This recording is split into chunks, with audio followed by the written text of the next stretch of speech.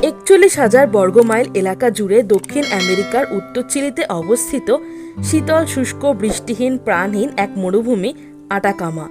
এর একদিকে রয়েছে প্রশান্ত মহাসাগরের অথৈ জলরাশি, অন্যদিকে আন্দিজ পর্বতমালা। কি অদ্ভুত প্রাকৃতিক বৈচিত্র্য! দিগন্ত জুড়ে যেখানে শুধুই শূন্যতা, মাইলের পর মাইল হেঁটে গেলেও দেখা মেলে না প্রাণের কোনো স্পন্দন, চোখে পড়ে না কোনো উদ্ভিদ বা প্রাণী। আটাকামা মরুভূমির উত্তর দক্ষিণে প্রায় 1,000 কিলোমিটার দীর্ঘ এবং আয়তনে প্রায় 3,63,000 বর্গ কিলোমিটার। এই বিশাল জায়গায় হাজার রকমের প্রাণী আর উদ্ভিদ বৈচিত্র্য থাকার কথা ছিল, কিন্তু যুগের পর যুগ বৃষ্টিহীনতার কারণে এখানকার পরিস্থিতি হয়ে উঠেছে সম্পূর্ণ ভিন্ন। চিলির এই আটাকামা মরুভূমি পৃথিবীর অন্যতম শুকনো এলাকা হিসেবেই বিশ্বে পরিচিত। আটাকামা মরুভূমিতে প্রতি বছর গড়ে 15 মিলিমিটার বৃষ্টি হয়, আর কয়েকটি অংশে কার্যত কোনো বৃষ্টিই হয় না। কিন্তু যুক্তরাষ্ট্রের একদল বিজ্ঞানীর দাবি একসময় এলাকাটিতে ছিল হ্রদ আর জলাশয়, কিন্তু এখন সেখানে ধুধু প্রান্তর, পৃথিবীর সবচেয়ে শুষ্ক মরুভূমি। সম্ভবত সেই জল পূর্ণ থাকার সময়কাল ছিল 9,000 থেকে 17,000 বছরের মধ্যবর্তী সময়কাল। কিন্তু এর নিচে রয়েছে খনিজ সম্পদের এক বিশাল ভাণ্ডার।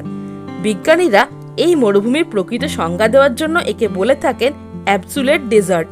আবহবিদদের মতে এখানে প্রায় 1570 থেকে 1971 সাল পর্যন্ত, অর্থাৎ 400 বছর কোনো বৃষ্টি হয়নি। তাদের মতে এখানে প্রতি 100 বছর গড়ে 3 থেকে 4 বার বৃষ্টি হয়। মরুভূমিতে পর্যটকদের জন্য তেমন কিছু নেই বললেই চলে, কিন্তু একটি অনন্য ভাস্কর্য এই শুষ্কহীন মরুভূমিকে এক অন্য মাত্রা দিয়েছে। ধুধু মরুভূমিতেও টেনে নিয়ে এসেছে পর্যটকদের। মরুভূমির বিশাল এই শূন্যতার মাঝে মরুভূমির কোনো এক প্রান্তে হঠাৎ চোখে পড়তে পারে এক দানবীয় হাতের। অবাক হচ্ছেন? এই হাত এলো কোথা থেকে? সত্যি এক অপূর্ব ভাস্কর্য সেই দানবীয় হাতখানা।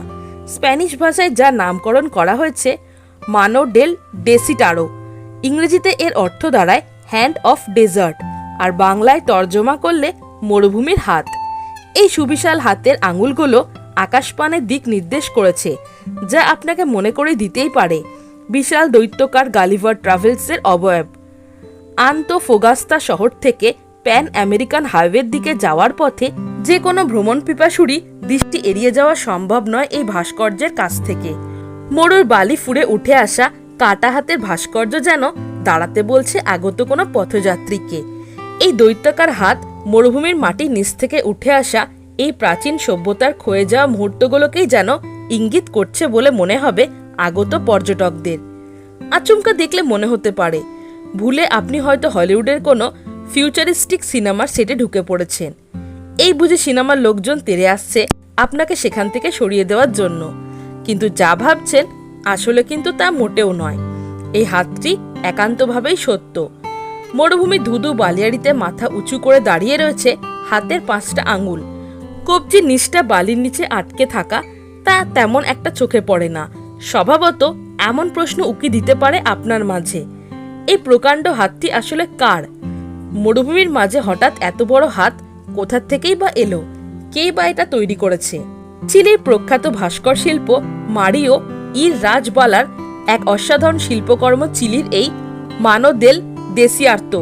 চিলির এই ভাস্কর্য যুক্তরাষ্ট্রের নটর ডেম বিশ্ববিদ্যালয়ের দর্শন ও চিত্রকর্মের ওপর পড়াশোনা করেন এবং পরে পশ্চিম জার্মানির প্রখ্যাত ভাস্কর অটো উডলেমার অধীনে ভাস্কর্য নিয়ে পড়াশোনা করেন। শিল্পী ইররাজবালার পৃথিবীর বিভিন্ন স্থানে বিভিন্ন ধরনের বিশালাকার হাতের ভাস্কর্য রয়েছে। তার আরেকটি হাতের ভাস্কর্য স্পেনের মাদ্রিদের জুয়ান কার্লোস পার্কের মধ্যে অবস্থিত, যা তিনি নির্মাণ করেন 1967 সালে।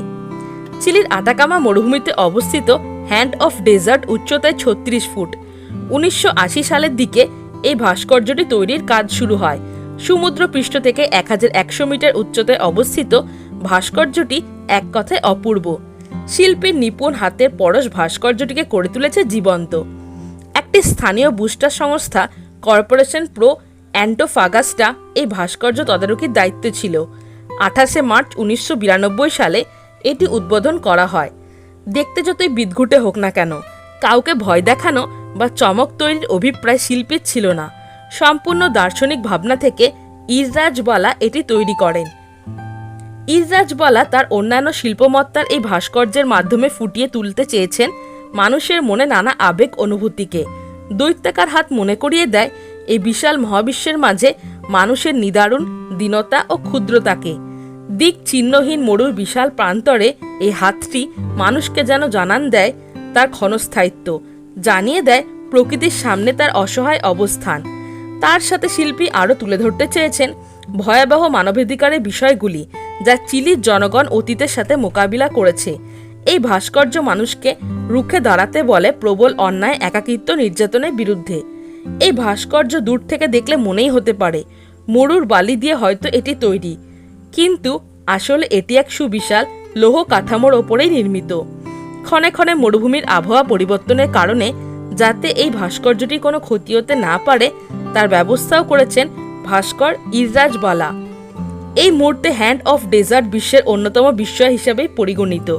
বছরে বিভিন্ন সময়ে বিভিন্ন স্থান থেকে বিপুল পরিমাণ পর্যটক ভিড় জমান এটি দেখতে। তবে দুঃখজনক বিষয় হলো কিছু পর্যটক রয়েছে এই ভাস্কর্যের দেয়ালে তাদের নানা চিত্রকর্ম ফুটিয়ে তুলতে সচেষ্ট থাকেন, ফলে ভাস্কর্যটির সৌন্দর্য দিন দিন নষ্ট হচ্ছে। সম্প্রতি এই ভাস্কর্যের সাথে জড়িত প্রতিষ্ঠান বছরে 2 বার ভাস্কর্যটি পরিষ্কার ও রক্ষণাবেক্ষণের কাজ তদারকি করছে। হ্যালো ফ্রেন্ডস, আমি জয়িতা, আপনারা দেখছেন বুক অফ নলেজ চ্যানেল। আপনি কি খাদ্যরসিক বা ভ্রমণ প্রেমী?